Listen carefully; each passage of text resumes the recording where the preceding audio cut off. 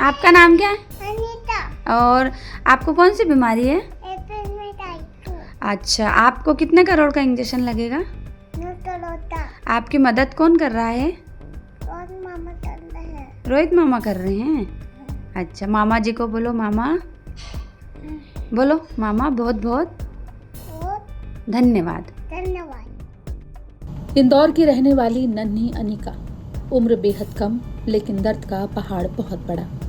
अनिका एक ऐसी दुर्लभ और गंभीर बीमारी से जंग लड़ रही है जिसका इलाज सिर्फ एक बेहद महंगे इंजेक्शन से ही संभव है। इस इंजेक्शन की कीमत है पूरे 9 करोड़ रुपए।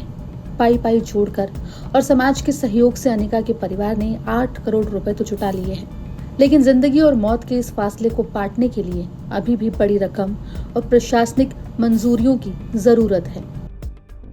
इसी सिलसिले में जब हाईकोर्ट में याचिका की सुनवाई हुई तो अनिका के वकीलों ने अदालत के सामने एक ऐसी भावुक और तार्किक दलील रखी जिसने हर किसी को सोचने पर मजबूर कर दिया।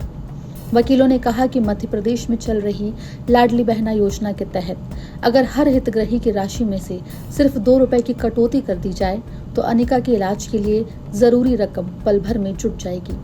इस दलील को सुनते ही हाईकोर्ट ने सरकार पर कड़ा और भावुक सवाल दागा। कोर्ट ने पूछा कि क्या ये बच्ची मध्य प्रदेश की लाडली नहीं है? क्यों इसके इलाज के लिए सरकार तत्परता नहीं दिखा रही? कोर्ट ने इस मामले की गंभीरता को देखते हुए सरकार और संबंधित पक्षों से तुरंत जवाब मांगा है। अनिका शर्मा को एक इंजेक्शन लगना है जिसकी कीमत 9 करोड़ रुपए है और वो उसका एकमात्र इलाज है।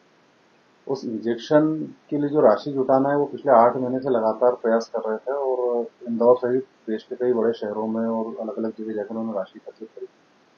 अप्रैल में जब वो हमारे संपर्क में आए थे तब तक लगभग 5 करोड़ रुपए की राशि उनको अलग अलग माध्यमों से एकत्रित हुई थी और इसके बाद अब वो एक नाउम्मीद से हो गए थे क्योंकि उनको आगे कहीं से फंड मिल नहीं रहा था। तब हमने उनके माता पिता की ओर से माननीय उच्च न्यायालय इंदौर खंडपीठ में एक याचिका लगाई थी जिसमें हमने केंद्र सरकार, राज्य सरकार और एम्स को एक पक्षकार बना के ये मांग करी थी कि जो राशि इसमें घट रही है अब इसके इलाज के लिए वो सरकार उसकी सहायता करे किसी तरह से, क्योंकि वो एक निम्न मध्यम वर्ग के परिवार है और उसके लिए इतनी राशि जुटाना संभव नहीं है। मई में इसकी पहली बार सुनवाई हुई थी और सुनवाई के दौरान माननीय न्यायाधीश महोदय ने एक निर्देश दिया था केंद्र सरकार और राज्य सरकार के अभियोक्ताओं को कि इसमें जो भी संभव सहायता अधिकतम की जा सकती है बच्ची की उसके लिए सरकार से निर्देश लें और कोर्ट को उसके बारे में जानकारी दें।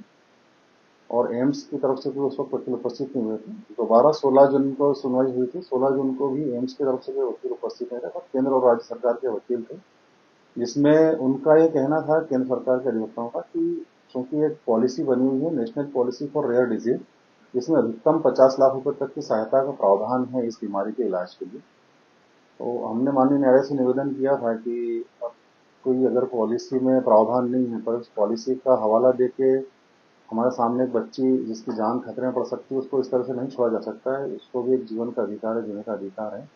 तो जिस तरह से केंद्र सरकार और राज्य सरकार अलग अलग योजनाओं में महिलाओं को, बच्चों को लाभान्वित करती है, इस मध्य प्रदेश में लाडली बहना योजना चल रही है जिसमें 1 करोड़ 25 लाख महिलाओं को लगभग 18,000 करोड़ रुपए की राशि सालाना दी जाती है महीने की। तो हमारा निवेदन था कि इस तरह की किसी योजना में से कोई राशि का एडजस्टमेंट करके इस बच्ची के इलाज के लिए जो 2-2.5 करोड़ रुपए की राशि कम पड़ रही है अभी 16 जून की जो स्थिति थी उसमें तो सहायता दिलवाई जाए। तो माननीय न्यायालय ने पूछा भी था उनसे कि जब लाडली बहना को इतना दे रही तो ये बच्ची भी आपकी लाडली बहना है कि नहीं सरकार? ये टिप्पणी थी कोर्ट की इसमें और कोर्ट ने इसको गंभीरता से लिया। अगर हमने एक निवेदन और किया कि साहब जिस तरह से 1 करोड़ 25 लाख महिलाएं हैं, अगर उनको जो राशि दी जाती है उसमें से एक महिला की राशि में से 2 रुपये भी अगर कम कर दिए जाएं तो 2.5 करोड़ रुपए होते हैं, जिससे किसी भी लाडली बहना को प्रदेश के फर्क नहीं पड़ेगा बल्कि वो खुशी खुशी शायद सहयोग करेंगे और इस बच्चे का इलाज हो जाएगा।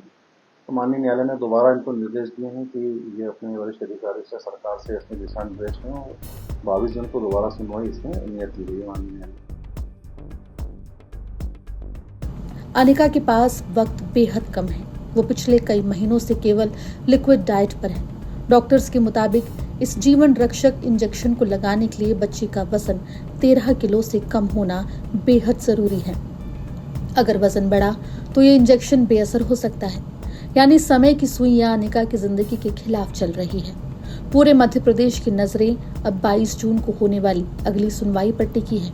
अनिका के माता पिता की आंखें पत्थर आ गई हैं, लेकिन उम्मीद अभी भी जिंदा है।